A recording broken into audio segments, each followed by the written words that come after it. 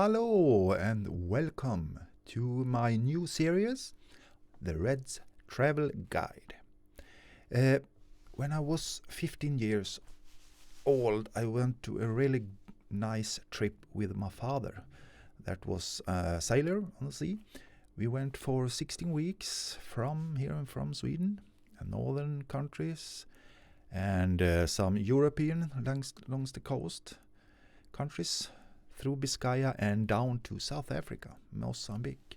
So I thought, why don't I take you with me on this journey? So I plan to do this every Wednesday. The Reds Travel Guide. And on Friday we have the Reds amazing videos.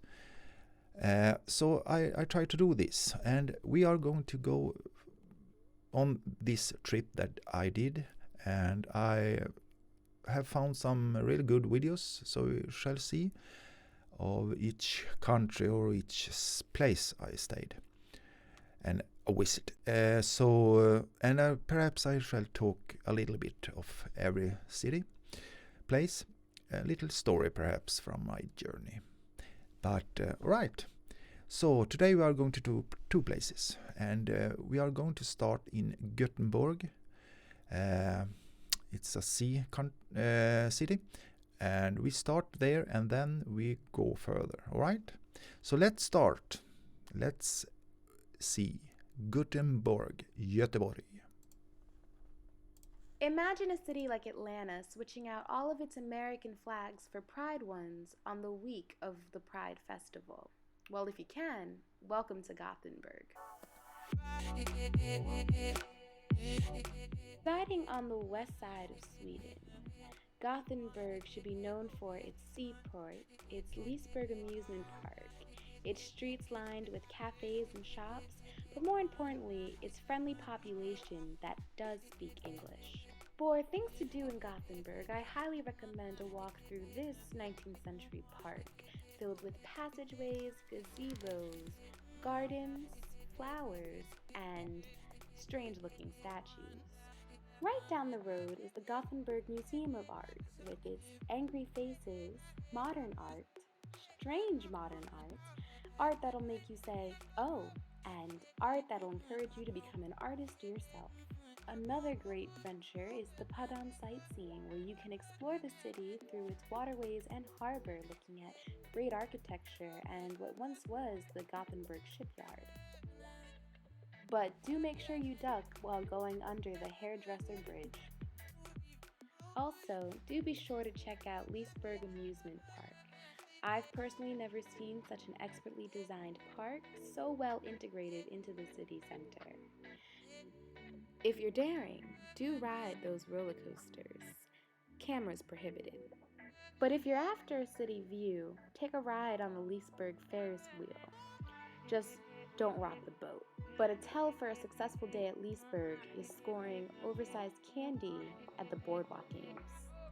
If you're up for a hike, visit Skansenkranen, the last remnant of a fortress that now has the most spectacular views of the city, sans Ferris wheel. You're gonna want to bring some lunch with you because this is the ultimate spot for picnics and cloud watching. Thinking about leaving the city a bit? Take tram 11 to Saltholmen. Grab some ice cream on the way. Take the number 4 ferry around the archipelago off the Swedish coast. 20 kroner is not a bad price to pay for an hour-and-a-half trip around the islands. If you plan on going ashore, Brana Husavik is the island to do it on, with its beautiful hikes and a potential for water activities.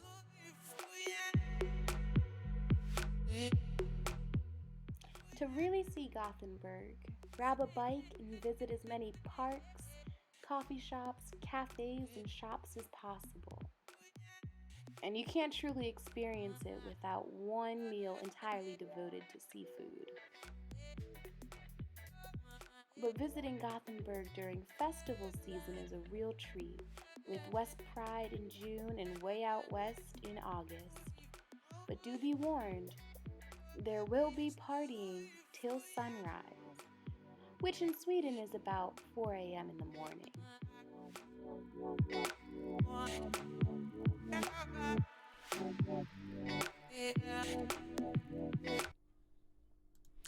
So that was that. Yes, that was Göteborg and Gothenburg. And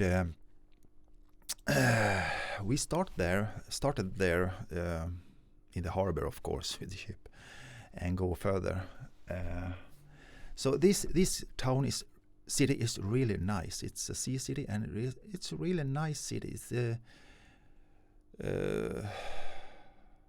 It's on the other side of Stockholm, the main capital, on the other side of the coast. Stockholm is on the east, and Gothenburg is on the west. And this is a really good city, and I can recommend to visit. Yeah. So from there we did go first to Norway, and we did go to a city, the main city, Oslo. And this city is really, really good. But the first thing I did, we did go ashore, and the first things that happened was that I almost had been drive over by a tram. Yeah, that was my first impression of Oslo. But it's a really good city, nice scenery and stuff. So Oslo is a really good place. So just we will go to Oslo and see by ourselves. So let's roll the tape. Oslo, Norway.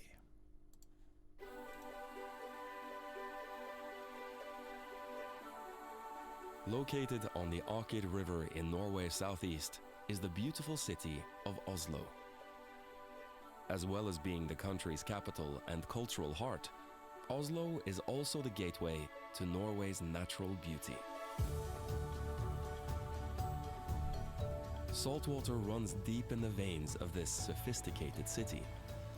In recent years, the rugged dock areas that launched so many adventures have been reinvented as an entertainment hub. Fashionable cafes and restaurants sit easily here amidst centuries of history. The Aker Brygge district is a popular meeting place for both locals and visitors. Wander along this historic area lined with yachts and boutique shops.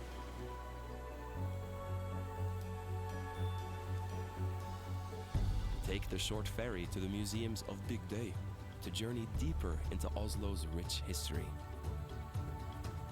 Visit the Viking Ship Museum to see a stunning display of 800-year-old longships.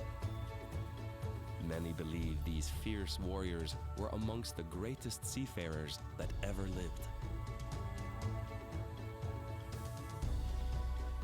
At the Fram Museum, learn how the crews of early polar expeditions survived in one of the coldest and most dangerous places on Earth. Walk through the original interior of the Fram, the strongest wooden ship ever built, designed to withstand the crushing pressure of the ice floes. The nearby Kon-Tiki Museum is a tribute to an epic adventure that captivated and inspired a world exhausted by the Second World War. In 1947, Norwegian adventurer Thor Heyerdahl successfully sailed from Peru to Polynesia on a crude balsa wood raft. Also on the Bygdøy Peninsula is the Norsk Folkemuseum. This large open-air museum has more than 140 historic buildings and a vast collection of artifacts from the country's past. Enjoy demonstrations of traditional folk music and dancing, and experience what life was like on traditional farms of the area.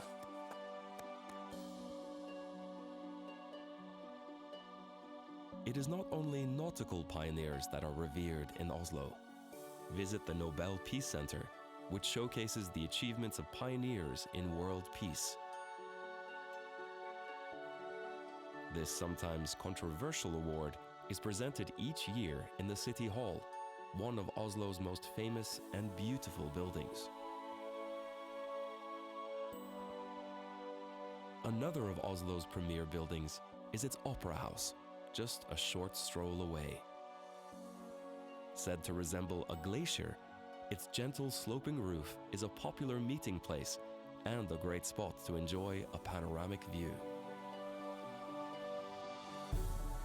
Norway is home to one of the oldest monarchies in the world, and the royal palace, right in the center of the city, is their official residence.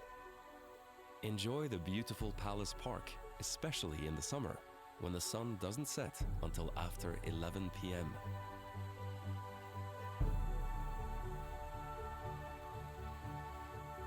As the day comes to a close, head back toward the docks to Thief Island. In a land with a history of innovation and pioneering, this area is showing the world how urban renewal is done. Once a prison, today this dynamic area is full of art galleries, modern restaurants, and outstanding public art. No matter where you wander in Oslo, this modern city with a heroic past is full of character, flavor, and adventure.